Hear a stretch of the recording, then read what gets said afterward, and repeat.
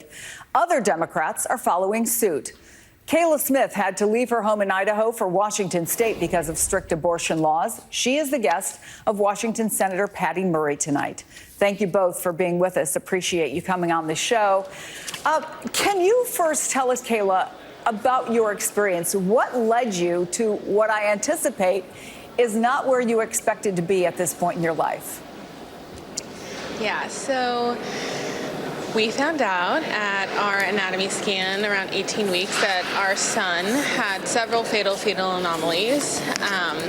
And it just happened to be about 2 days after Idaho's trigger law went into effect. So not only were we not sure what we were going to do, but our physicians also were put in a position that they didn't know what they could do either.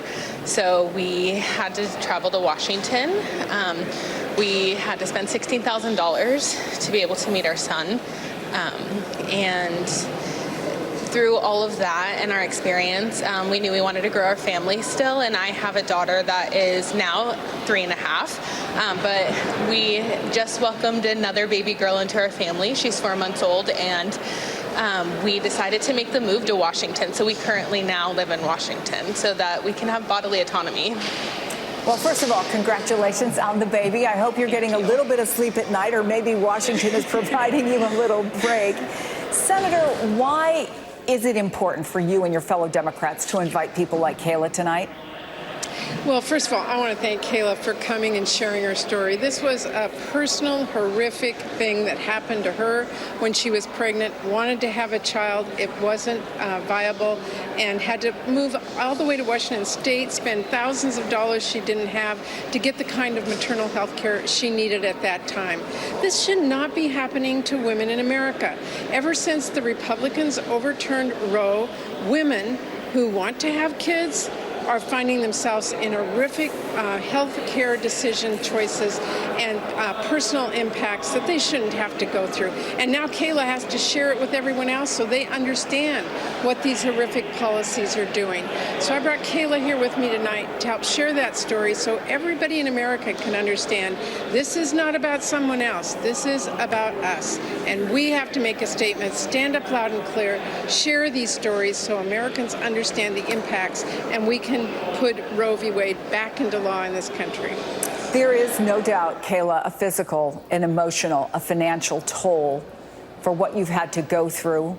And yet, you're a plaintiff in a lawsuit against the state of Idaho over their abortion ban, a decision that you made to be out there on a highly divisive issue in what can be, I think, for a lot of people, a scary time. So I wonder where you found it in yourself to do that. And did you even hesitate to put yourself out there again as a guest tonight at the State of the Union? I think when I was in contact with the center, I was in a place of grief where I was just ready to fight. This was a horrific thing that happened to my family, and I did not want an abortion. I needed an abortion, and I was not able to receive one.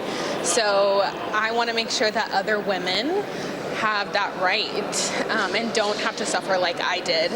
It's very unfortunate, but I hope that people can see my story and realize how nuanced abortion really is. And so I am just so honored to be here with Senator Murray today and really get my story out there and hopefully honor my son as well in that.